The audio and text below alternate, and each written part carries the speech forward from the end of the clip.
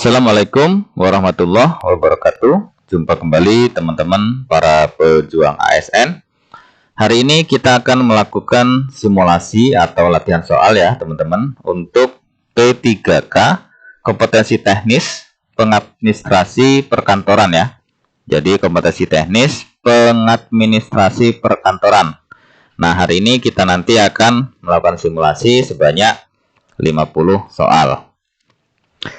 Kompetensi teknis ini untuk menilai penguasaan, pengetahuan, dan kemampuan teknis jabatan yang dilamar sesuai dengan standar jabatan. Nah, kemudian teman-teman, di tahun 2024 ini ya, berita umum tentang P3K.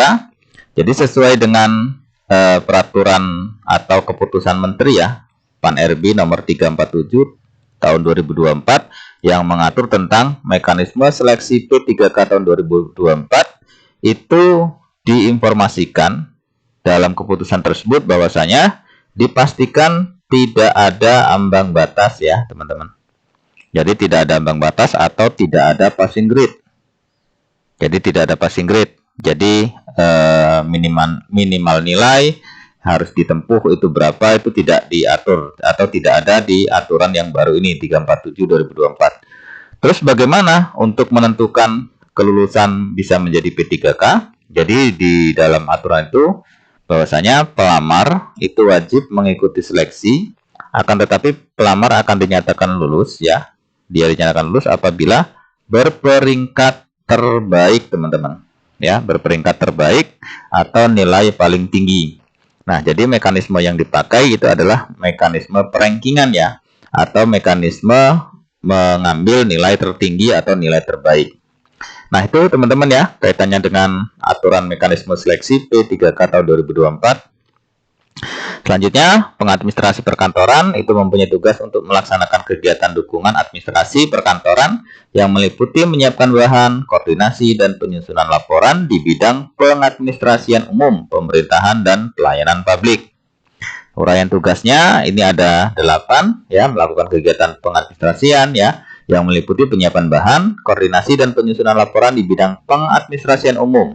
2. Memproses pengolahan surat keluar. 3. Menerima, mencatat, dan menyortir surat kebutuhan kepegawaian sesuai dengan prosedur dan ketentuan yang berlaku agar memudahkan pencarian. 4. Mendistribusikan surat undangan atau surat kedinasan ke SKPD.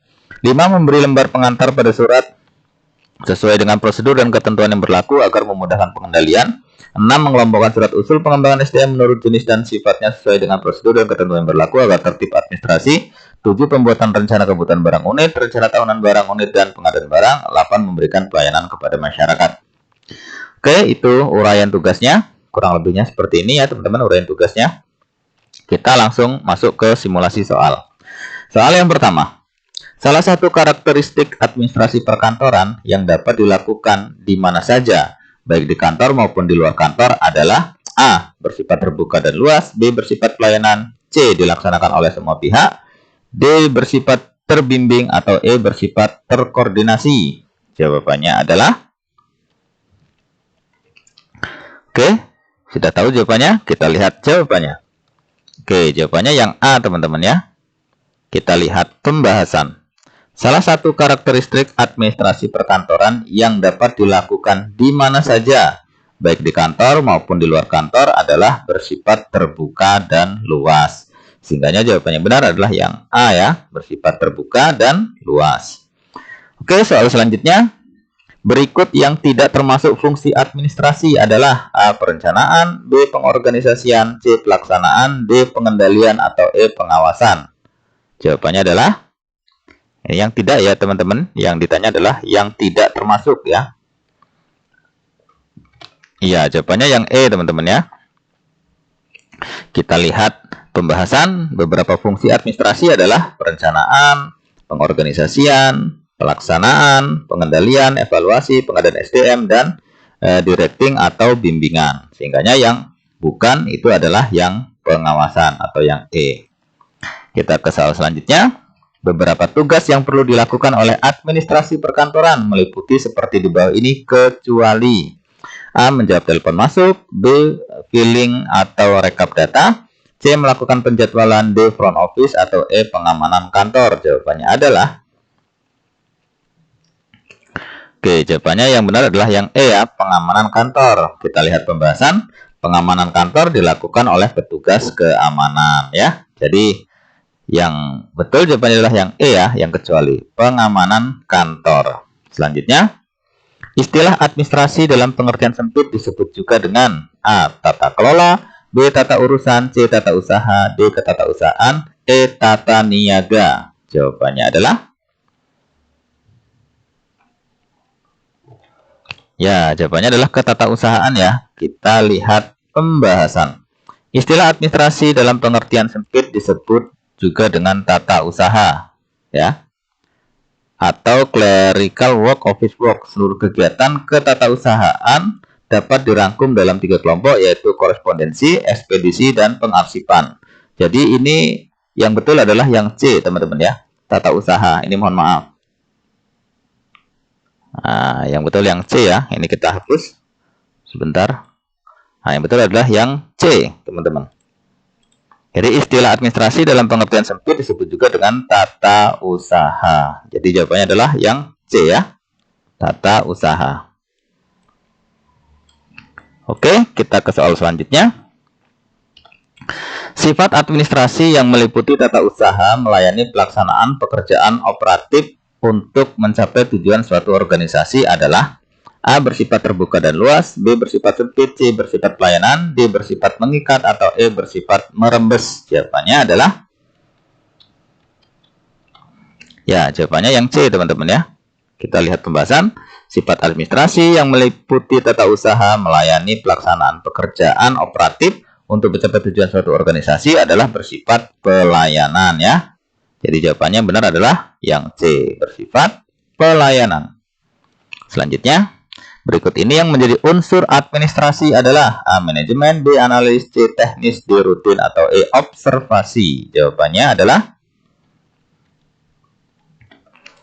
Oke, jawabannya adalah A ya, manajemen. Kita lihat pembahasan. Unsur-unsur administrasi adalah organisasi, manajemen, komunikasi, kepegawaian, keuangan, perbekalan, ketatausahaan, dan hubungan masyarakat. Jadi yang menjadi salah satu unsur yang ada di pilihan adalah yang manajemen, yaitu A. Selanjutnya, hasil suatu pembicaraan rapat yang telah ditulis dengan rapih disebut A. Risalah, B. Laporan, C. Notulen, D. Notulis, atau E. Rangkuman. Jawabannya adalah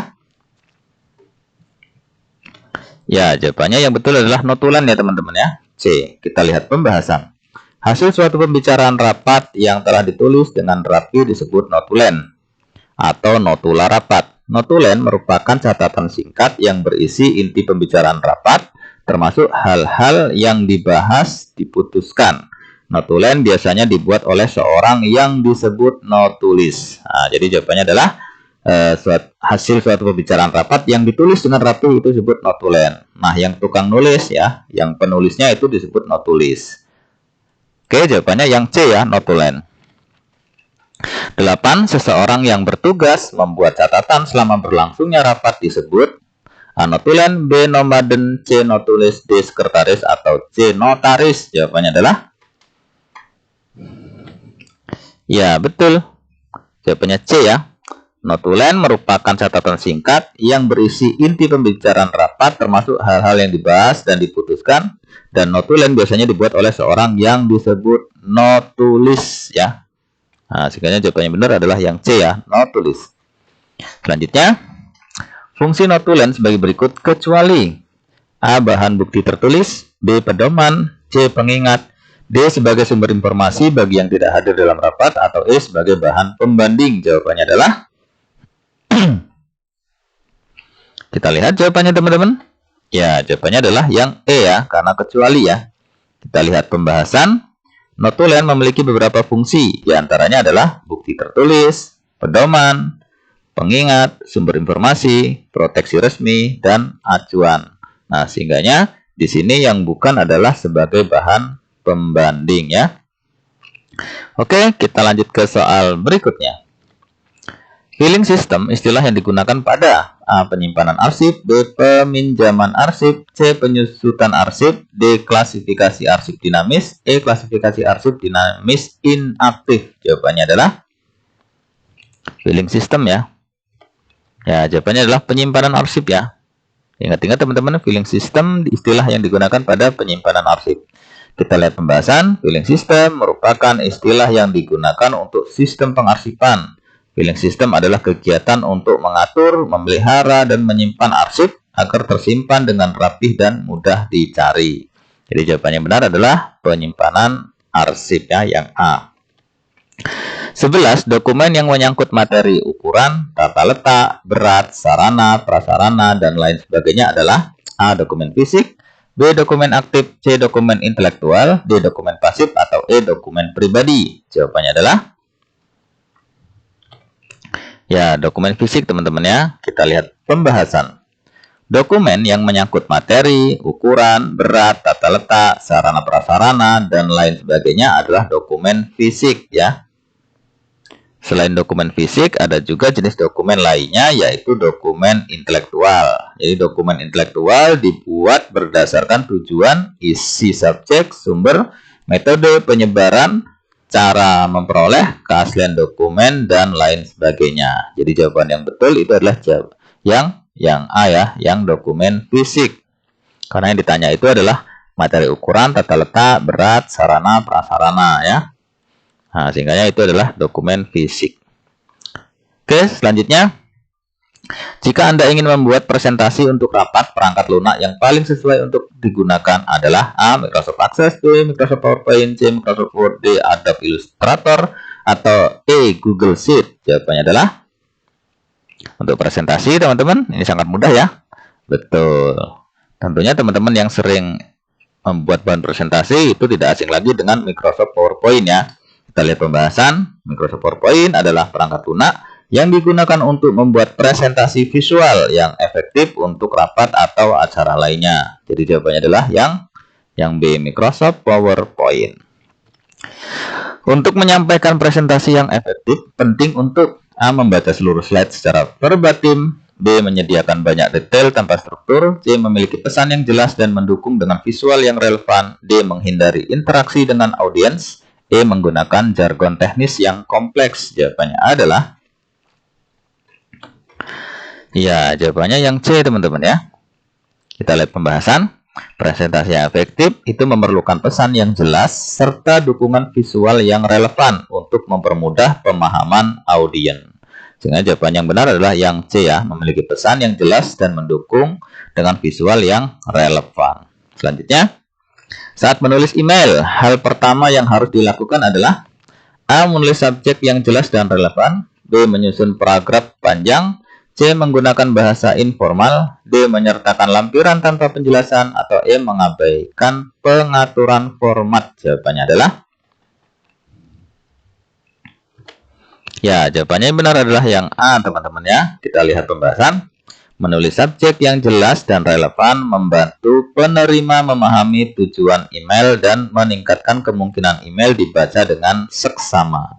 Sehingganya jawaban yang benar adalah yang A, menulis subjek yang jelas dan relevan. Selanjutnya, apa yang dimaksud dengan anggaran dalam konteks keuangan perkantoran?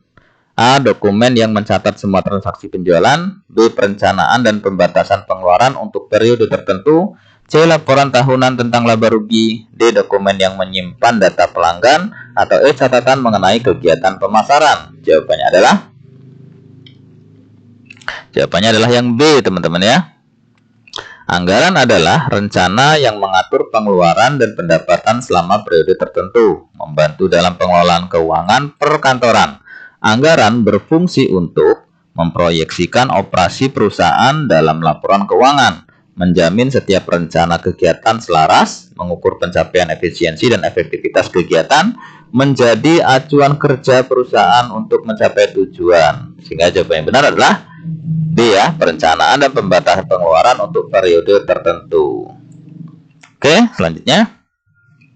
Dalam pengelolaan anggaran, varian anggaran yang positif menunjukkan A. pengeluaran yang melebihi anggaran, B. pendapatan yang kurang dari anggaran, C. pengeluaran yang lebih sedikit dari anggaran, atau D. pendapatan yang melebihi anggaran, E. kebutuhan untuk mengurangi anggaran. Jawabannya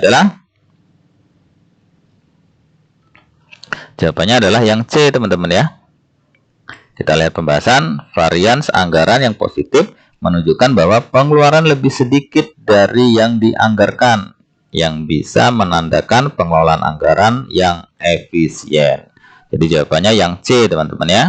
Pengeluaran yang lebih sedikit dari anggaran. Selanjutnya, laporan keuangan yang memberikan gambaran tentang posisi keuangan suatu perusahaan pada suatu waktu tertentu adalah A. Laporan laba rugi, B. Laporan arus kas, C. Neraca, D. Laporan perubahan ekuitas, E. Laporan aktivitas.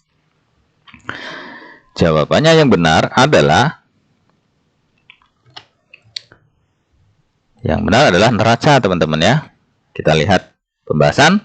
Neraca atau yang bisa juga disebut sebagai balance sheet dalam istilah akuntansi merupakan sebuah laporan keuangan perusahaan yang menunjukkan kondisi, informasi, dan posisi keuangan suatu bisnis dalam periode tertentu.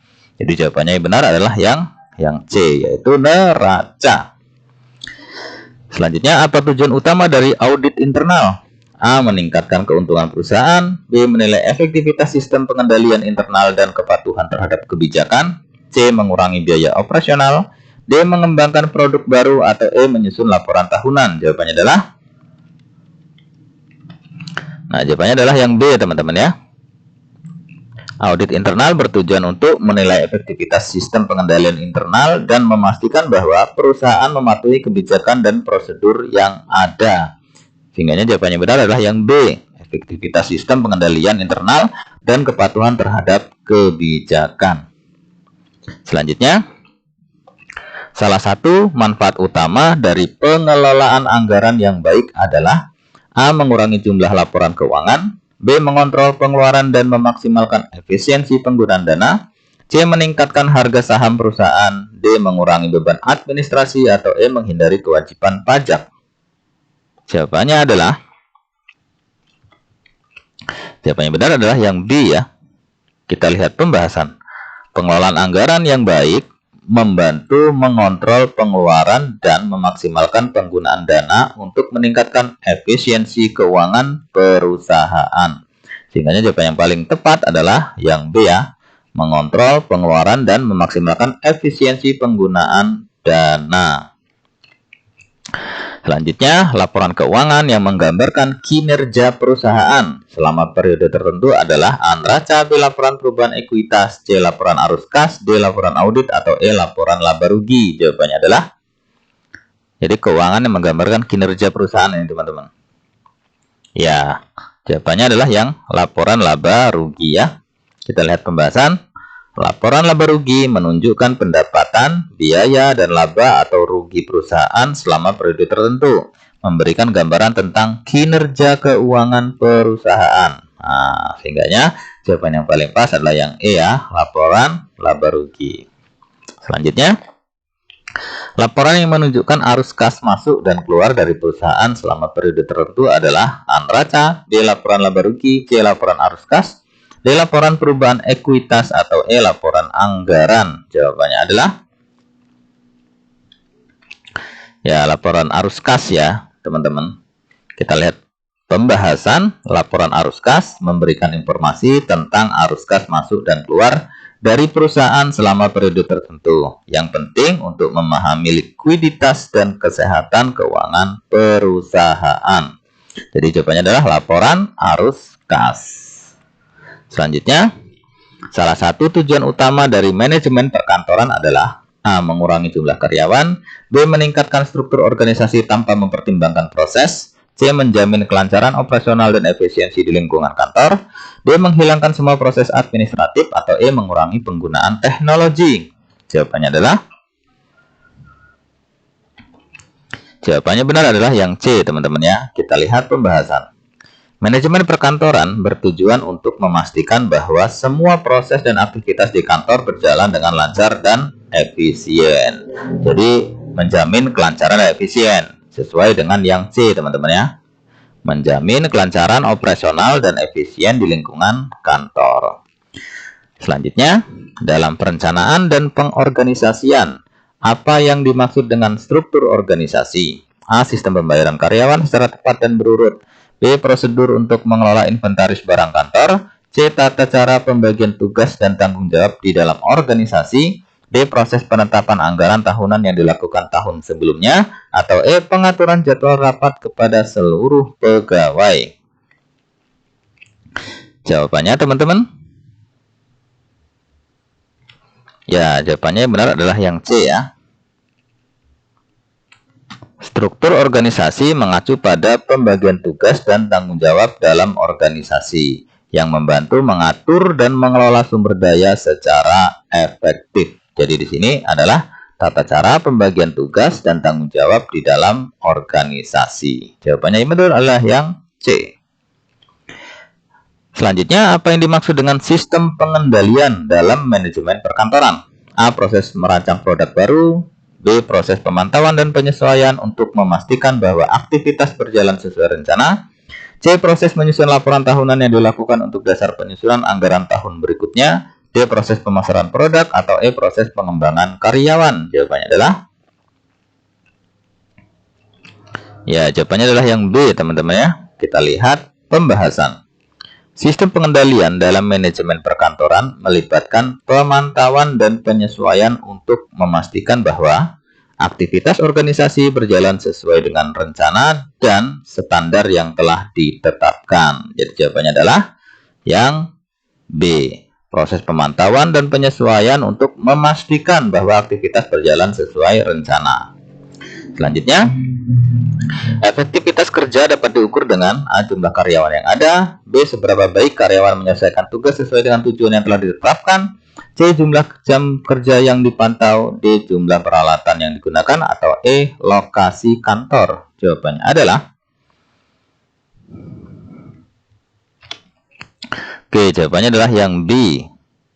Kita lihat pembahasan. Efektivitas kerja diukur berdasarkan sejauh mana karyawan dapat menyelesaikan tugas-tugas mereka sesuai dengan tujuan yang telah ditetapkan. Jadi jawabannya yang B. Selanjutnya, dalam manajemen perkantoran, delegasi tugas berarti A. Mengalihkan semua tanggung jawab kepada pihak ketiga tanpa terkecuali. B. Menetapkan anggaran untuk proyek. C. Memindahkan tanggung jawab tugas tertentu kepada karyawan lain.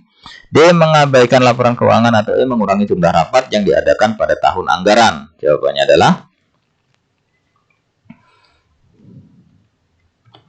jawabannya yang benar adalah yang C teman-teman ya. Kita lihat pembahasan. Delegasi tugas adalah proses pemindahan tanggung jawab untuk menyelesaikan tugas tertentu kepada karyawan lain untuk meningkatkan efisiensi dan efektivitas kerja. Jadi jawaban yang relevan, yang pas, yang tepat adalah yang C ya, memindahkan tanggung jawab tugas tertentu kepada karyawan lain. Selanjutnya, apa yang merupakan bagian dari proses perencanaan dalam manajemen perkantoran? A. Mengatur jadwal rapat. B. Menyusun rencana strategis dan menetapkan tujuan jangka panjang. C. Menyusun laporan keuangan bulanan. D. Mengelola inventaris kantor. Atau E. Mengatur fasilitas kantor. Kita lihat jawabannya teman-teman. Silakan. Jawabannya adalah yang B ya. Kita lihat pembahasan. Proses perencanaan melibatkan penyusunan rencana strategis dan penetapan tujuan jangka panjang untuk memastikan arah yang jelas dalam mencapai tujuan organisasi. Jadi jawabannya benar adalah yang B ya. Menyusun rencana strategis dan menetapkan tujuan jangka panjang.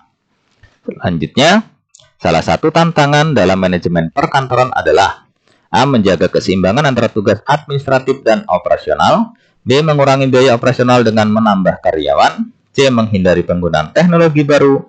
D. Menyusun laporan keuangan tanpa analisis. E. Menyederhanakan struktur organisasi tanpa analisis. Jawabannya adalah jawabannya tentunya yang A teman-teman ya. Kita lihat pembahasan.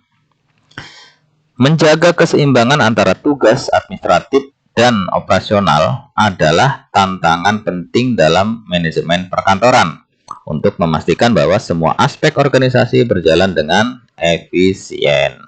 Sehingga jawabannya benar adalah yang A. Menjaga keseimbangan antara tugas administratif dan operasional. Selanjutnya, dalam pengorganisasian penjadwalan berarti A. Menentukan anggaran untuk setiap departemen. B. Mengatur waktu untuk pelaksanaan tugas dan proyek. C. Menyusun laporan bulanan. D. Mengelola inventaris kantor. Atau E. Menyusun kebijakan perusahaan. Jawabannya adalah, nah, jawabannya yang benar adalah yang B, teman-teman ya. Jadi kalau kita lihat pembahasan, penjadwalan adalah proses mengatur waktu untuk pelaksanaan tugas dan proyek. Memastikan bahwa semua kegiatan dilakukan sesuai dengan waktu yang telah ditetapkan. Jadi yang tepat jawabannya yang B ya. Mengatur waktu untuk pelaksanaan tugas dan proyek. Selanjutnya, apa yang dimaksud dengan administrasi umum dalam konteks organisasi? A. Pengelolaan anggaran dan laporan keuangan sesuai dengan target perusahaan. B. Proses pengaturan dan koordinasi kegiatan administratif di seluruh bagian organisasi. C. Penyusunan rencana strategis untuk ekspansi bisnis. D. Pengembangan produk baru dan pemasaran. Atau E. Perencanaan struktur organisasi baru. Jawabannya adalah, ya, jawabannya benar adalah yang B ya, teman-teman. Kita lihat pembahasan. Administrasi umum mencakup pengaturan dan koordinasi semua kegiatan administratif di dalam organisasi untuk memastikan bahwa operasional berjalan lancar dan efisien. Jadi jawabannya yang B ya. Proses pengaturan dan koordinasi kegiatan administratif di seluruh bagian organisasi. Oke, selanjutnya salah satu tujuan utama pengelolaan surat menyurat adalah A. Meningkatkan jumlah dokumen yang dikirim. B. Mengurangi waktu respon terhadap korespondensi. C. Menyimpan semua surat masuk dan keluar tanpa proses. D. Mengabaikan surat yang tidak penting. Atau E. Mengurangi komunikasi dengan pihak luar. Jawabannya adalah, ya, jawabannya yang B, teman-teman ya. Kalau kita lihat pembahasan, tujuan utama pengelolaan surat menyurat adalah untuk mengurangi waktu respon terhadap korespondensi, memastikan bahwa semua surat ditangani secara efisien dan tepat waktu. Jadi jawabannya adalah yang B ya, mengurangi waktu respon terhadap korespondensi. Oke, kita lanjut ke soal berikutnya. Apa yang dimaksud dengan arsip dalam administrasi perkantoran? A. Dokumen yang sudah tidak digunakan dan disimpan di lemari. B. Koleksi dokumen penting yang disimpan untuk referensi di masa depan. C. Dokumen yang baru dibuat dan belum ditandatangani oleh pimpinan. D. Katalog produk perusahaan. Atau E. Laporan bulanan tentang kinerja. Jawabannya adalah,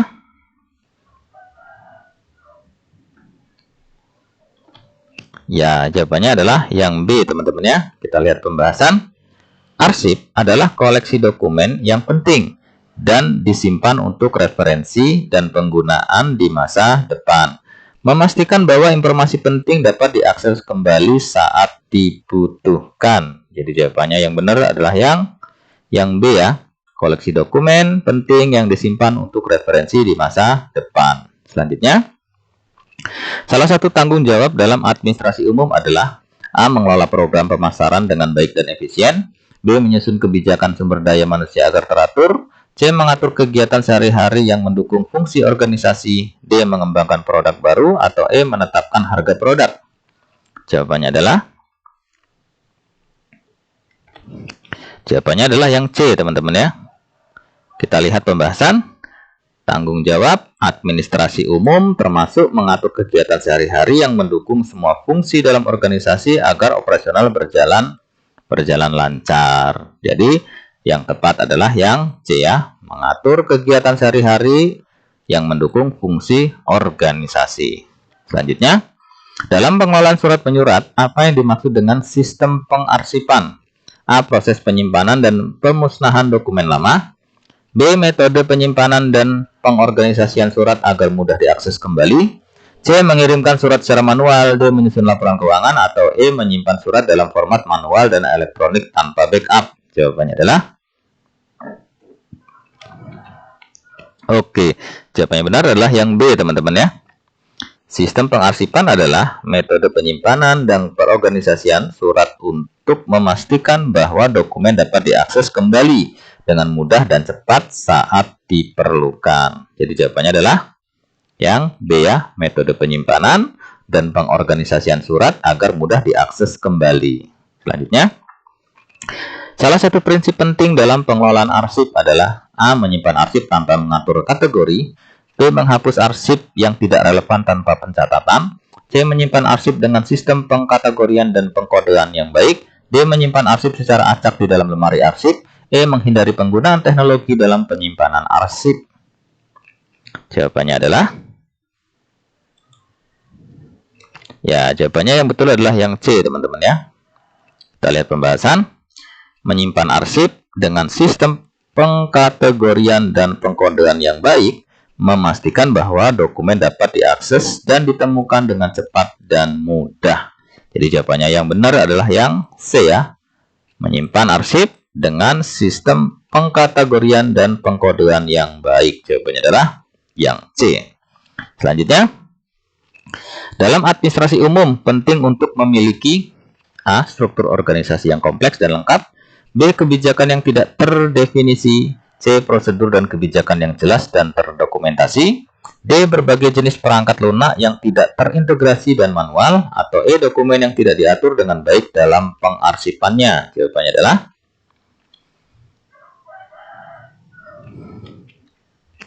jawabannya benar adalah yang C, teman-teman ya. Kita lihat pembahasan. Memiliki prosedur dan kebijakan yang jelas dan terdokumentasi penting untuk memastikan bahwa semua aktivitas administratif dilakukan dengan cara yang konsisten dan efisien. Sehingganya jawaban yang benar adalah yang C ya. Prosedur dan kebijakan yang jelas dan terdokumentasi. Oke. Selanjutnya, salah satu teknik untuk meningkatkan efisiensi pengelolaan surat menyurat adalah A. Mengabaikan surat yang tidak penting, B. Menggunakan sistem manajemen dokumen elektronik, C. Mengurangi jumlah surat yang dicetak dan yang dikirim, D. Menyimpan semua surat dalam format cetak ke dalam lemari penyimpanan, atau E. Menghindari penggunaan sistem pengarsipan. Jawabannya adalah yang B ya, teman-teman ya. Kita lihat pembahasan. Menggunakan sistem manajemen dokumen elektronik dapat meningkatkan efisiensi pengelolaan surat menyurat dengan mempermudah penyimpanan, pengorganisasian, dan akses dokumen secara digital. Jadi salah satu teknik ya untuk meningkatkan efisiensi pengelolaan surat menyurat itu adalah menggunakan sistem manajemen dokumen elektronik ya. Jadi B ya, menggunakan sistem manajemen dokumen elektronik. Selanjutnya, 38. Cloud computing dalam teknologi perkantoran mengacu pada A. Menyimpan data pada server lokal yang dibuat sendiri, B. Menggunakan perangkat lunak tanpa perlu menginstalnya di perangkat lokal, C. Menggunakan mesin fotokopi untuk menyimpan dokumen, D. Menyimpan data dalam format kertas, atau E. Menggunakan perangkat keras untuk enkripsi data. Jawabannya adalah kita lihat jawabannya teman-teman. Yang benar adalah yang B ya. Kita lihat pembahasan. Cloud computing memungkinkan pengguna mengakses perangkat lunak dan data melalui internet tanpa perlu menginstalnya secara lokal di perangkat. Jadi jawaban yang tepat adalah yang B. Menggunakan perangkat lunak tanpa perlu menginstalnya di perangkat lokal. Selanjutnya, perangkat lunak manajemen email biasanya menawarkan fitur-fitur berikut kecuali. Berarti kecuali ya, berarti yang bukan. A. Pengorganisasian email dengan folder, B. Pencarian email yang cepat, C. Penyimpanan dokumen dalam format cloud, D. Penjadwalan pengiriman email, atau E. Pengelolaan kontak. Jawabannya adalah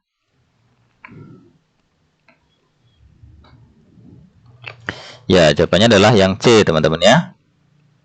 Kita lihat pembahasan. Perangkat lunak manajemen email fokus pada pengorganisasian email, pencarian, penjadwalan, dan pengelolaan kontak. Sementara penyimpanan dokumen dalam format cloud bukanlah fitur utama. Jadi cloud ini berbeda ya, bukan fitur di dalam email ya. Jadi jawabannya yang C. Penyimpanan dokumen dalam format cloud. Selanjutnya, dalam komunikasi bisnis, apa tujuan utama dari penggunaan email sebagai alat komunikasi? A. Mengurangi biaya pengiriman karena gratis tanpa internet. B. Menyediakan catatan komunikasi yang terdokumentasi. C. Mengirimkan pesan secara instan dan cepat tanpa kendala. D. Mengganti semua komunikasi tatap muka. Atau E. Menghindari penggunaan media sosial. Jawabannya adalah Ya, jawabannya benar adalah yang B, teman-teman ya. Email digunakan dalam komunikasi bisnis untuk menyediakan catatan yang terdokumentasi dari komunikasi yang dapat dirujuk kembali di masa depan. Jadi, jawabannya benar adalah yang B ya. Menyediakan catatan komunikasi yang terdokumentasi. Selanjutnya, dalam penulisan laporan bisnis, apa yang harus diperhatikan saat menyusun ringkasan eksekutif? A. Menyajikan semua data dan rincian teknis secara mendetail. B. Menyertakan latar belakang dan tujuan laporan tanpa menyajikan hasil. C. Menyampaikan ringkasan, temuan utama dan rekomendasi secara jelas dan singkat. D. Mengabaikan rekomendasi dan fokus pada data historis. Atau E. Menggunakan bahasa teknis yang kompleks untuk audiens umum. Jawabannya adalah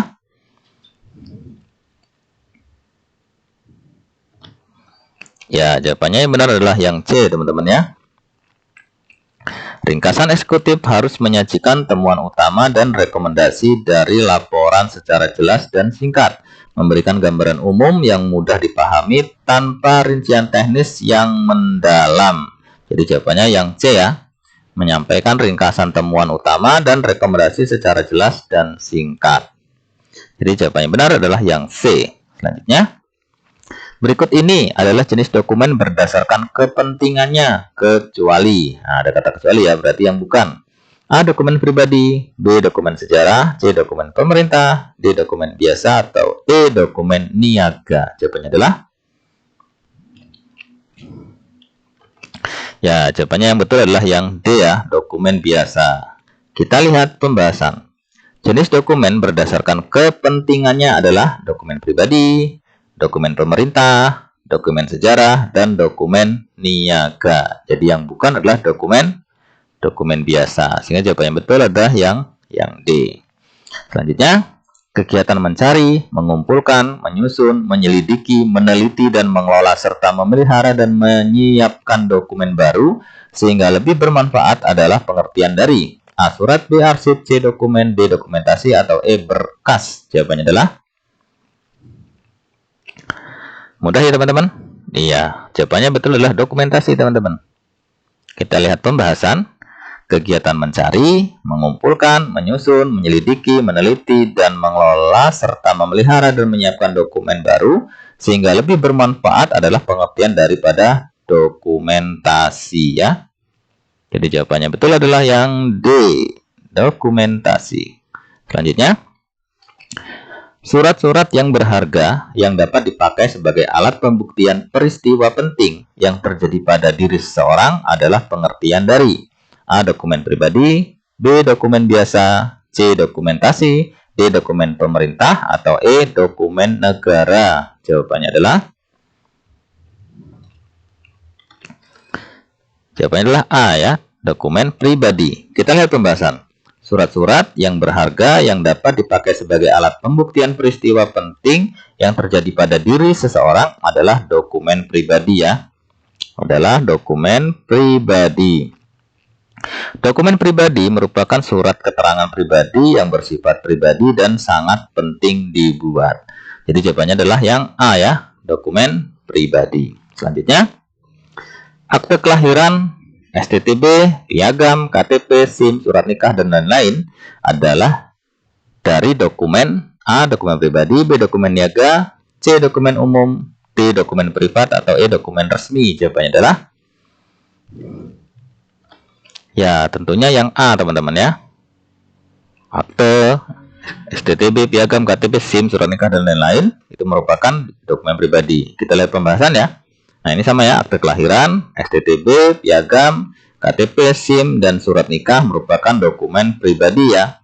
Jadi dokumen pribadi adalah dokumen yang berkaitan dengan keperluan pribadi seseorang. Jadi jawabannya yang A, dokumen pribadi. Selanjutnya, dokumen yang dicetak, ditulis, direkam, dan digambar, buku, surat kabar, majalah, film, mikrofilm, pita kaset, biasa jadi koleksi perpustakaan adalah pengertian dokumen A. Pribadi, B. Literer, C. Korporil, D. Private, atau E. Niaga. Jawabannya adalah kita lihat jawabannya Ya, jawabannya adalah yang B, teman-teman ya. Ingat-ingat, kalau kita lihat pembahasan, dokumen literer adalah dokumen yang dibuat melalui proses penulisan, gambar, pencetakan, atau rekaman.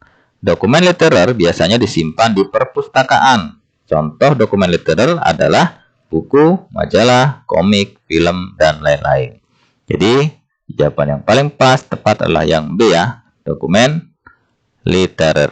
Selanjutnya, dokumen berupa benda-benda sejarah seperti arca, patung, pakaian tradisional, uang logam kuno, candi, dan sebagainya biasanya menjadi koleksi museum. Adalah contoh dari dokumen A private, B literal, C corporeal, D private, atau E niaga. Jawabannya adalah,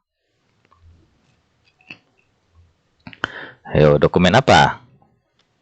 Ya, dokumen korporil, teman-teman. Nah, kita lihat pembahasan ya. Dokumen korporil itu adalah benda-benda bersejarah yang biasanya dikumpulkan di museum. Contoh dokumen korporil adalah pakaian adat, uang kuno, arca, keris, patung, senjata kuno, dan lain-lain. Jadi jawaban yang tepat adalah yang C, korporil. Selanjutnya, dokumen yang berkaitan dengan sejarah yang dapat berupa catatan penting dan digunakan sebagai alat pembuktian peristiwa yang terjadi pada masa lalu adalah pengertian dokumen A pribadi, B niaga, C pemerintahan, D sejarah, atau E kantor. Jawabannya teman-teman? Iya, jawabannya benar adalah yang D ya. Kita lihat pembahasan. Dokumen yang berkaitan dengan sejarah yang dapat berupa catatan penting dan digunakan sebagai alat pembuktian peristiwa yang terjadi pada masa lalu adalah pengertian dokumen sejarah ya. Jadi dokumen sejarah D. Oke, kita ke soal selanjutnya. Surat dinas, surat berharga, surat niaga, surat tanda bukti, dan laporan ditinjau dari jenis dokumen berdasarkan fisiknya adalah dokumen A privat, B biasa, C korporil, D literal, atau E pemerintah. Jawabannya adalah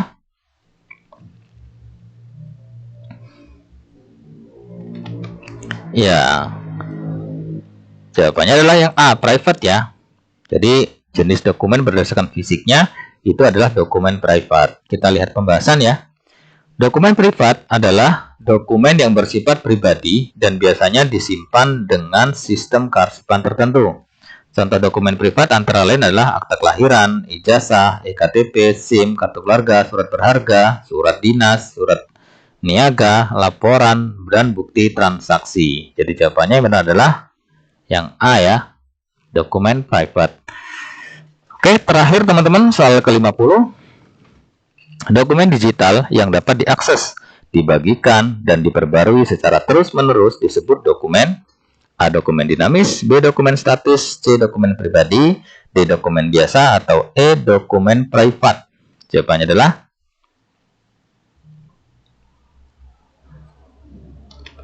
iya, jawabannya adalah dokumen dinamis ya, berarti yang A. Kita lihat pembahasan. Dokumen dinamis adalah dokumen digital yang dapat diakses, dibagikan, dan diperbarui secara terus-menerus. Dokumen ini dapat diedit oleh banyak pengguna dan revisi atau koreksi yang dibuat akan segera terlihat. Contoh dokumen dinamis adalah Google Doc dan artikel Wikipedia dan lain-lain. Jadi jawabannya yang benar adalah yang A ya, dokumen dinamis. Yaitu dokumen digital yang dapat diakses, dibagikan, diperbarui secara terus-menerus. Itu namanya dokumen dinamis. Nah, baiklah teman-teman, demikianlah contoh-contoh daripada soal tentang pengadministrasi perkantoran. Nah, kita sudah melakukan simulasi dan latihan. Mudah-mudahan kita sudah melakukan latihan dan banyak latihan terus. Itu bisa menambah wawasan kita, bisa menjadikan kita lebih mantap ya. Saat ujian nanti kita bisa menjawab soal-soal dengan baik. Dan pada akhirnya teman-teman, hasil yang baik itu dikarenakan usaha yang baik. Terima kasih, semoga sukses. Assalamualaikum warahmatullahi wabarakatuh. Salam.